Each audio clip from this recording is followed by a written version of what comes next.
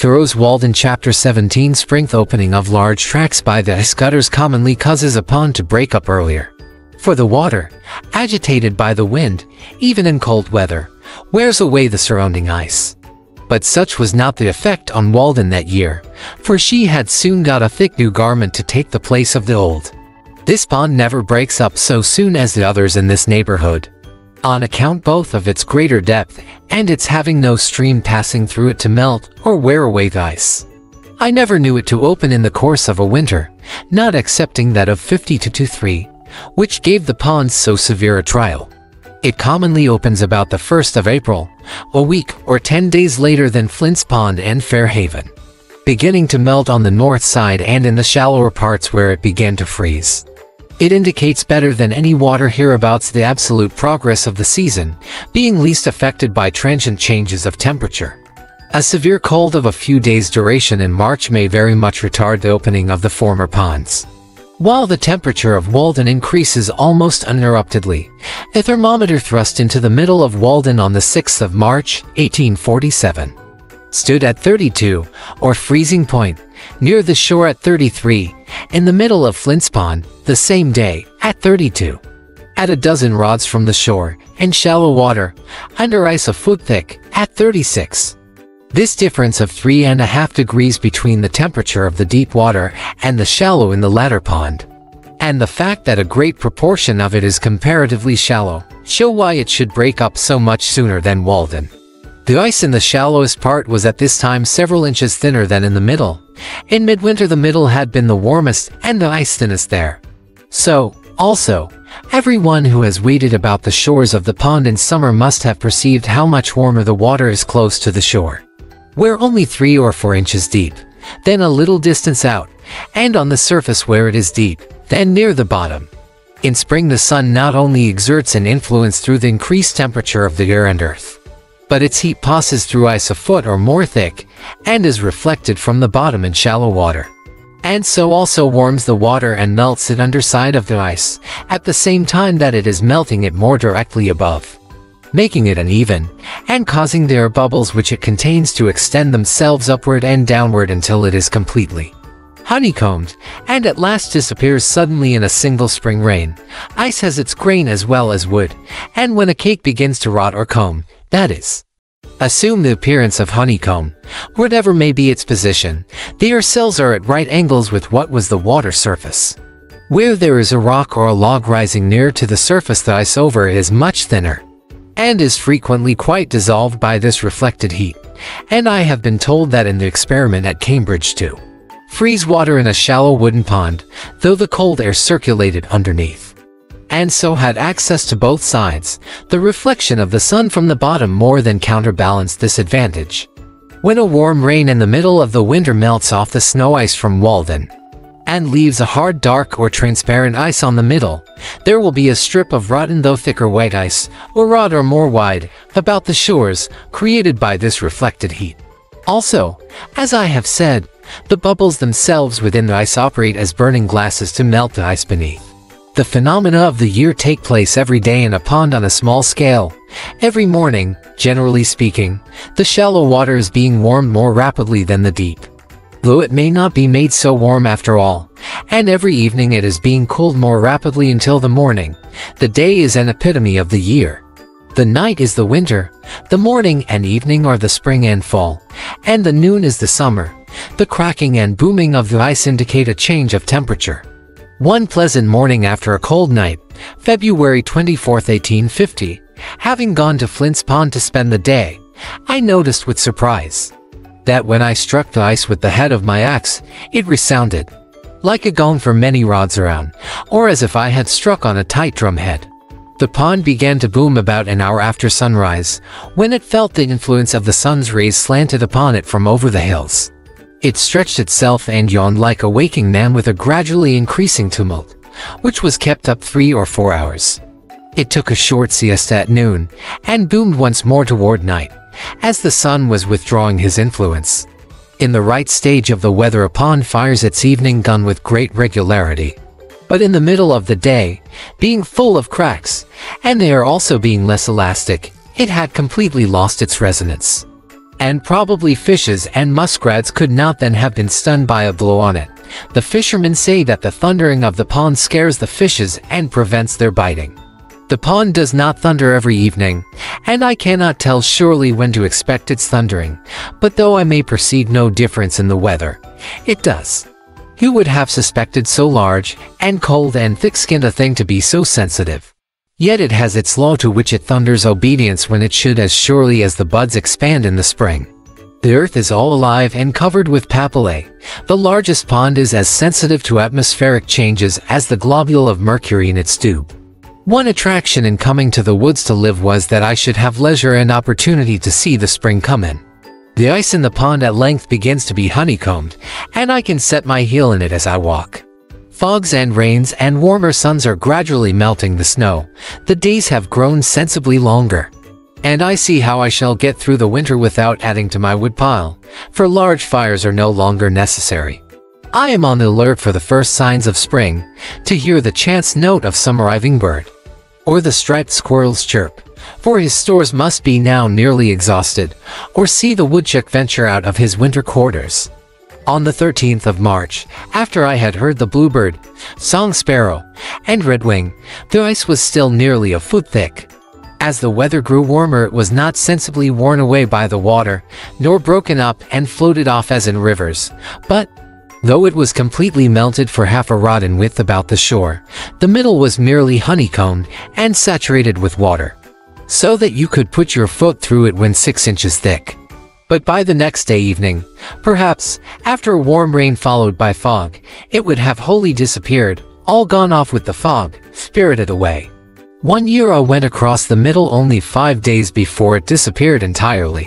In 1845 Walden was first completely open on the 1st of April, and 46, the 25th of March, and 47, the 8th of April, and 51, the 28th of March. In 52, the 18th of April, and 53, the 2-3d of March, in 54, about the 7th of April. Every incident connected with the breaking up of the rivers and ponds and the settling of the weather is particularly interesting to us who live in a climate of so great extremes. When the warmer days come, they who dwell near the river hear the ice crack at night with a startling whoop as loud as artillery, as if its icy fetters were rent from end to end, and within a few days see it rapidly going out. So the alligator comes out of the mud with quakings of the earth. One old man, who has been a close observer of nature, and seems as thoroughly wise in regard to all her operations as if she had been put upon the stocks when he was a boy, and he had helped to lay her keel, who has come to his growth, and can hardly acquire more of natural lore if he should live to the age of Methuselah, told me, and I was surprised to hear him express wonder at any of nature's operations. For I thought that there were no secrets between them, that one spring day he took his gun and boat, and thought that he would have a little sport with the ducks. There was ice still on the meadows, but it was all gone out of the river, and he dropped down without obstruction from Sudbury, where he lived, to Fair Haven Pond, which he found, unexpectedly, covered for the most part with a firm field of ice. It was a warm day, and he was surprised to see so great a body of ice remaining. Not seeing any ducks, he hid his boat on the north or back side of an island in the pond, and then concealed himself in the bushes on the south side, to await them. The ice was melted for 3 or 4 rods from the shore, and there was a smooth and warm sheet of water, with a muddy bottom, such as the ducks love, within, and he thought it likely that some would be along pretty soon. After he had lain still there about an hour, he heard a low and seemingly very distant sound, but singularly grand and impressive, and like anything he had ever heard, gradually swelling and increasing as if it would have a universal and memorable ending, a sullen rush and roar, which seemed to him all at once like the sound of a vast body of fowl coming in to settle there, and, seizing his gun, he started up in haste and excited, but he found, to his surprise, that the whole body of the ice had started while he lay there, and drifted into the shore. And the sound he had heard was made by its edge grating on the shore, at first gently nibbled and crumbled off, but at length heaving up and scattering its wrecks along the island to a considerable height before it came to a standstill. At length the sun's rays have attained the right angle, and warm winds blow up mist and rain, and melt the snowbanks. And the sun, dispersing the mist, smiles on a checkered landscape of russet and white smoking with incense, through which the traveler picks his way from islet to islet, cheered by the music of 1,000 tinkling rills and rivulets whose veins are filled with the blood of winter which they are bearing off. Few phenomena gave me more delight than to observe the forms which thawing sand and clay assume, in flowing down the sides of a deep cut on the railroad through which I passed on my way to the village. A phenomenon not very common on so large a scale, though the number of freshly exposed banks of the right material must have been greatly multiplied since railroads were invented. The material was sand of every degree of fineness and of various rich colors, commonly mixed with a little clay. When the frost comes out in the spring, and even in a thawing day in the winter, the sand begins to flow down the slopes like lava, sometimes bursting out through the snow and overflowing it where no sand was to be seen before. Innumerable little streams overlap and interlace one with another, exhibiting a sort of hybrid product, which obeys halfway the law of currents, and halfway that of vegetation. As it flows it takes the forms of sappy leaves or vines, making heaps of pulpy sprays a foot or more in depth, and resembling, as you look down on them, the laciniated, lobed, and imbricated thalluses of some lichens. Or you are reminded of coral, of leopard's paws or bird's feet, of brains or lungs or bowels, and excrements of all kinds. It is a truly grotesque vegetation, whose forms and color we see imitated in bronze. A sort of architectural foliage more ancient and typical than acanthus, chicory, ivy, vine, or any vegetable leaves. Destined perhaps, under some circumstances, to become a puzzle to future geologists, the whole cut impressed me as if it were a cave with its stalactites laid open to the light. The various shades of the sand are singularly rich and agreeable, embracing the different iron colors, brown, gray, yellowish, and reddish. When the flowing mass reaches the drain at the foot of the bank it spreads out flatter into strands, the separate streams losing their semi-cylindrical form and gradually becoming more flat and broad, running together as they are more moist, till they form an almost flat sand, still variously and beautifully shaded, but in which you can trace the original forms of vegetation. Till at length, in the water itself, they are converted into banks, like those formed off the mouths of rivers, and the forms of vegetation are lost in the ripple marks on the bottom. The whole bank, which is from 20 to 40 feet high, is sometimes overlaid with a mass of this kind of foliage, or sandy rupture, for a quarter of a mile on one or both sides, the produce of one spring day. What makes this sand foliage remarkable is its springing into existence thus suddenly.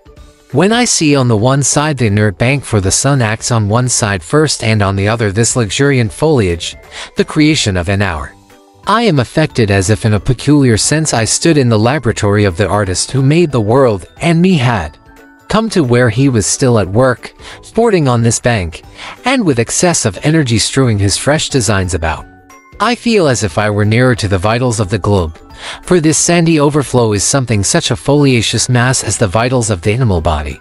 You find thus in the very sands an anticipation of the vegetable leaf. No wonder that the earth expresses itself outwardly in leaves, it so labors with the idea inwardly. The atoms have already learned this law, and are pregnant by it. The overhanging leaf sees here its prototype.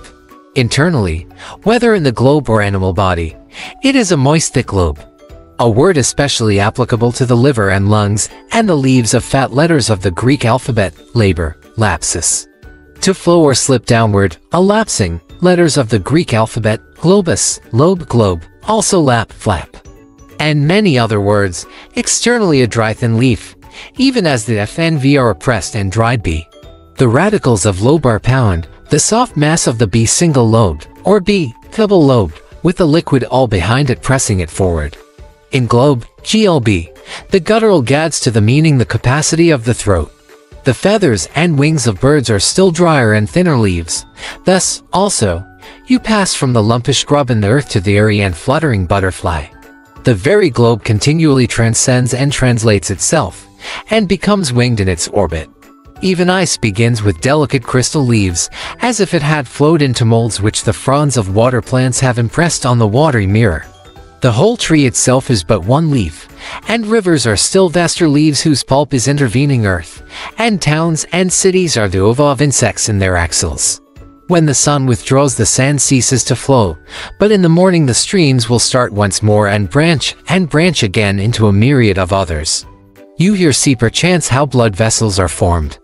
If you look closely, you observe that first there pushes forward from the thawing mass a stream of softened sand with a drop-like point, like the ball of the finger, feeling its way slowly and blindly downward, until at last with more heat and moisture.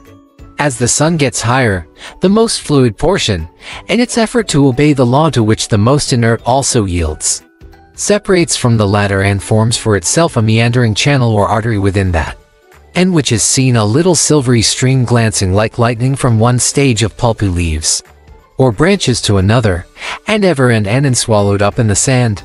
It is wonderful how rapidly yet perfectly the sand organizes itself as it flows, using the best material its mass affords to form the sharp edges of its channel. Such are the sources of rivers. In the siliceous matter which the water deposits is perhaps the bony system, and in the still finer soil and organic matter the fleshy fiber or cellular tissue. What is man but a mass of thawing clay? The ball of the human finger is but a drop congealed. The fingers and toes flow to their extent from the thawing mass of the body. Who knows what the human body would expand and flow out to under a more genial heaven? Is not the hand a spreading palm leaf with its lobes and veins? The ear may be regarded fancifully as a lichen, umbilicaria, on the side of the head, with its lobe or drop. The lip labium, from labor, laps or lapses from the sides of the cavernous mouth. The nose is a manifest congealed drop or stalactite. The chin is a still larger drop, the confluent dripping of the face. The cheeks are a slide from the brows into the valley of the face, opposed and diffused by the cheekbones. Each rounded lobe of the vegetable leaf, too, is a thick and now loitering drop, larger or smaller. The lobes are the fingers of the leaf, and as many lobes as it has, in so many directions it tends to flow, and more heat or other genial influences would have caused it to flow yet farther.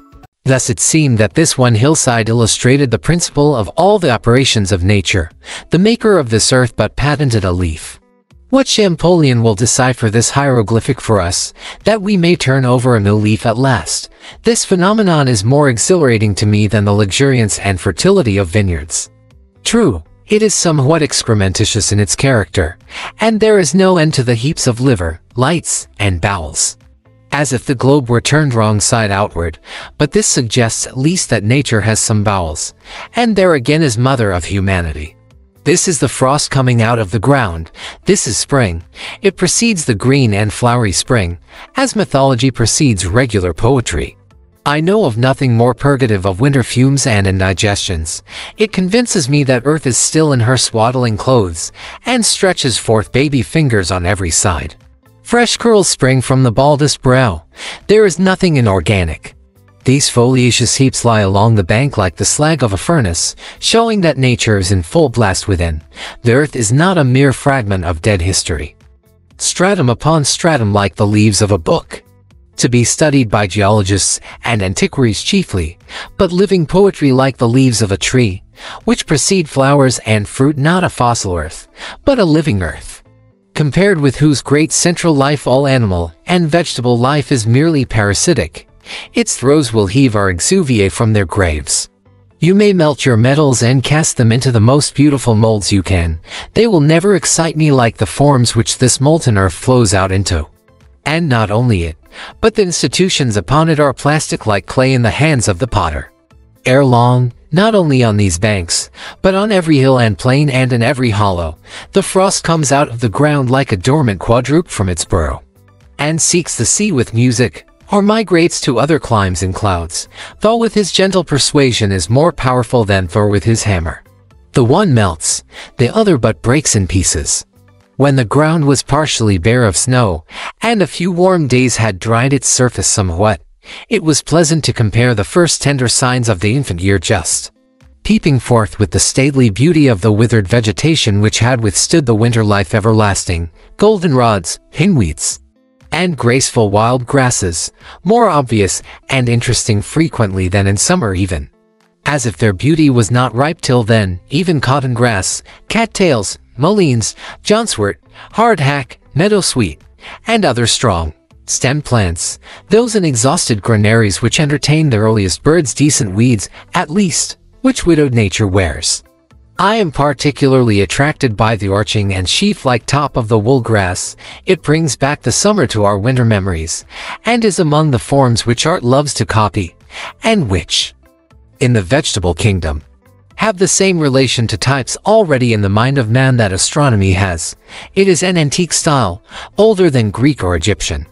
Many of the phenomena of winter are suggestive of an inexpressible tenderness and fragile delicacy. We are accustomed to hear this king described as a rude and boisterous tyrant. But with the gentleness of a lover he adorns the tresses of summer.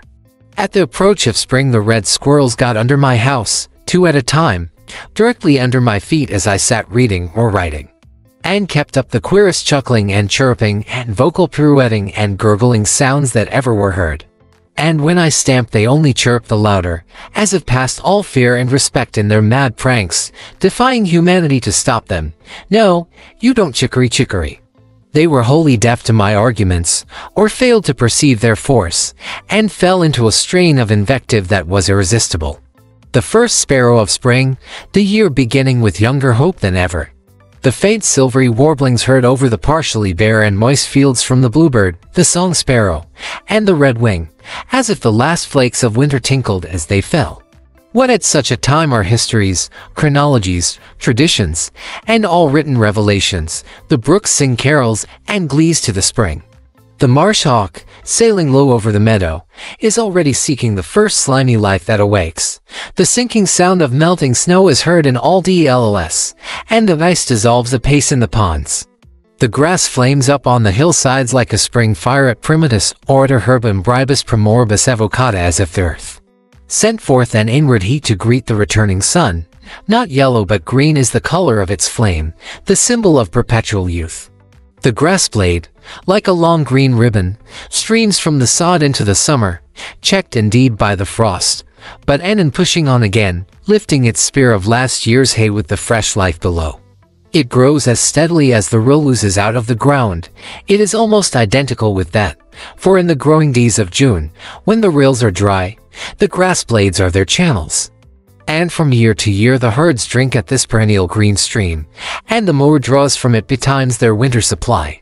So our human life but dies down to its root, and still puts forth its green blade to eternity. Walden is melting apace. There is a canal 2 rods wide along the northerly and westerly sides, and wider still at the east end. A great field of ice has cracked off from the main body. I hear a song sparrow singing from the bushes on the shore. Ollet, chip, chip, chip, che-char che whis, whis, whis. He too is helping to crack it.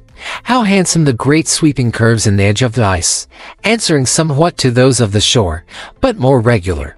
It is unusually hard, owing to the recent severe but transient cold, and all watered or waved like a palace floor. But the wind slides eastward over its opaque surface in vain, till it reaches the living surface beyond. It is glorious to behold this ribbon of water sparkling in the sun, the bare face of the pond full of glee and youth, as if it spoke the joy of the fishes within it, and of the sands on its shore a silvery sheen as from the scales of a luciscus, as it were all one active fish. Such is the contrast between winter and spring. Walden was dead and is alive again, but this spring it broke up more steadily, as I have said. The change from storm and winter to serene and mild weather, from dark and sluggish hours to bright and elastic ones, is a memorable crisis which all things proclaim. It is seemingly instantaneous at last. Suddenly an influx of light filled my house, though the evening was at hand, and the clouds of winter still overhung it, and the eaves were dripping with sleety rain. I looked out the window, and lo! Where yesterday was cold gray ice there lay the transparent pond, already calm and full of hope as in a summer evening, reflecting a summer evening sky in its bosom, though none was visible overhead, as if it had intelligence with some remote horizon. I heard a robin in the distance, the first I had heard for many 1,000 years, methought, whose note I shall not forget for many 1,000 more, the same sweet and powerful song as of yore.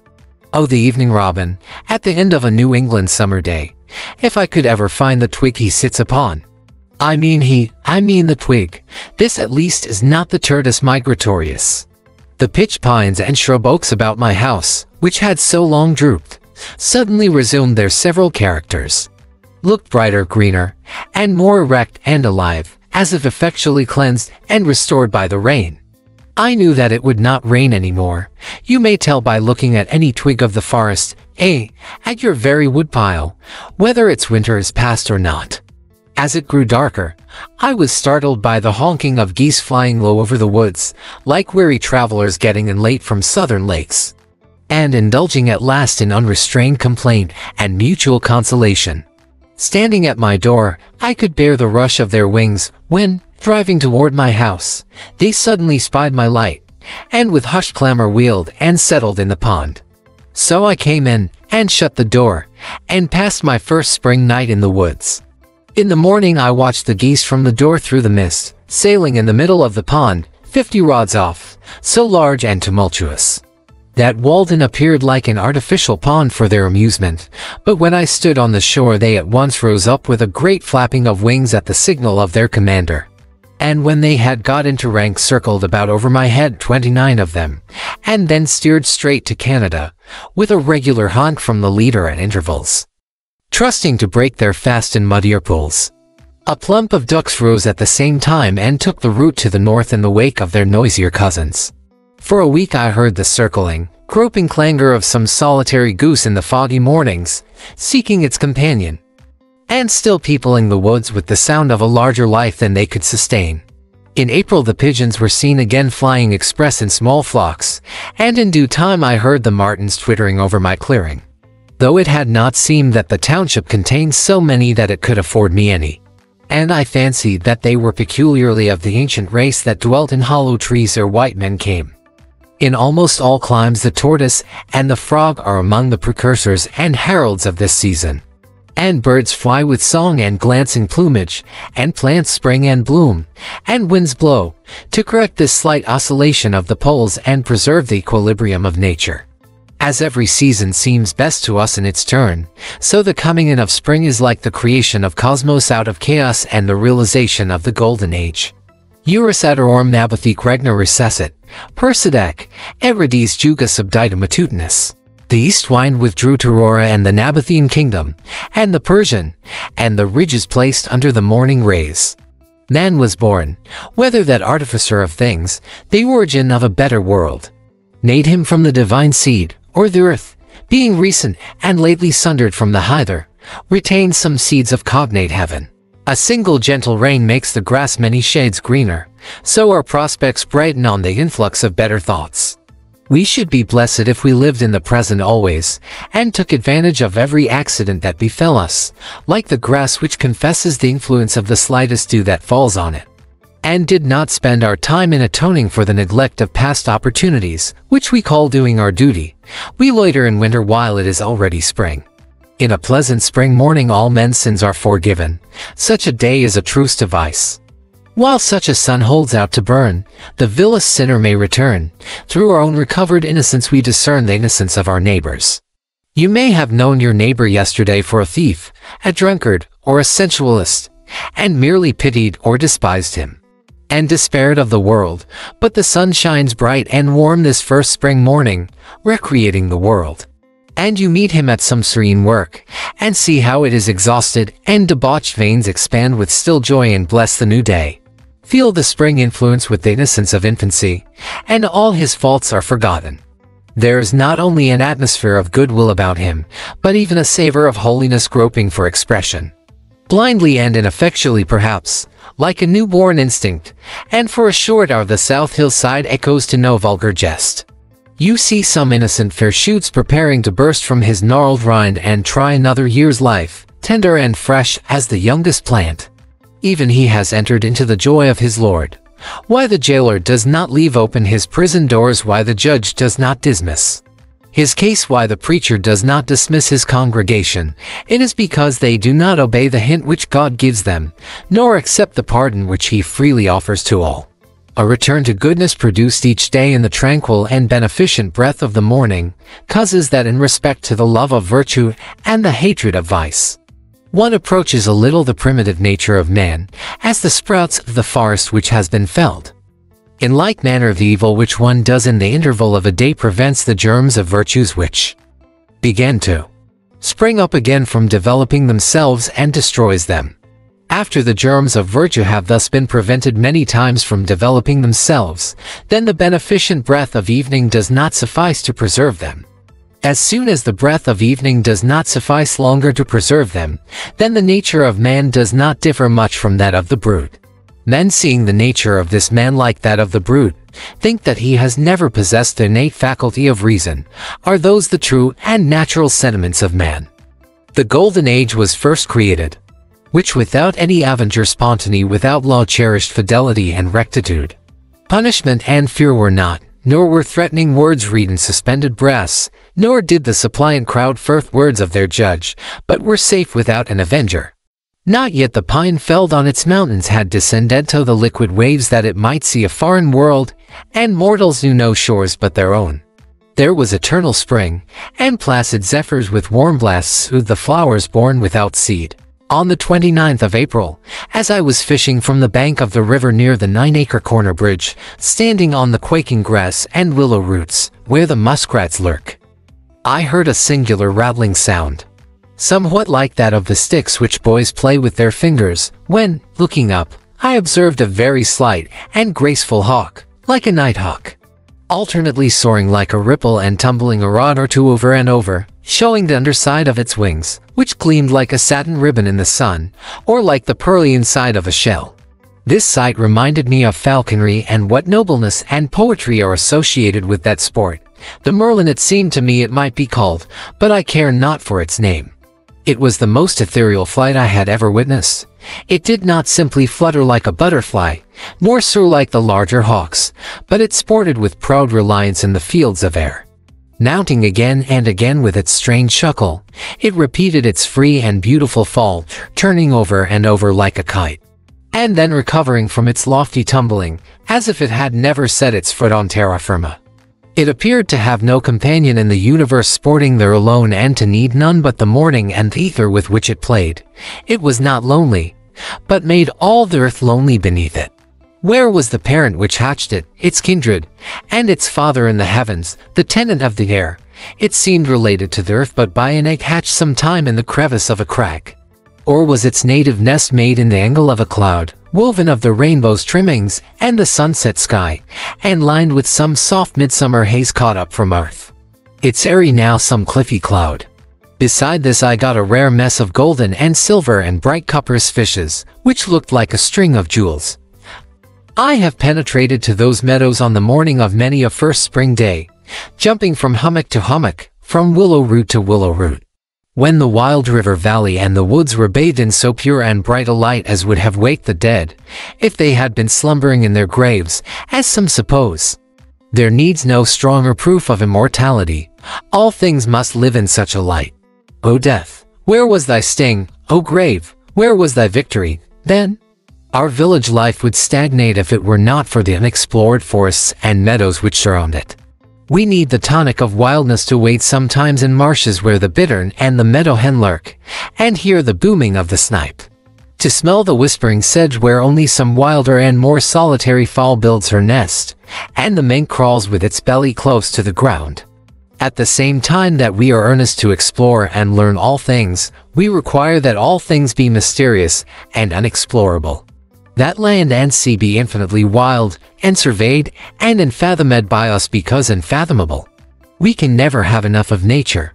We must be refreshed by the sight of an inexhaustible vigor, vast and titanic features, the seacoast with its wrecks, the wilderness with its living and its decaying trees, the thundercloud, and the rain which lasts 3 weeks and produces freshets. We need to witness our own limits transgressed, and some life pasturing freely where we never wander. We are cheered when we observe the vulture feeding on the carrion which disgusts and disheartens us, and deriving health and strength from the repast.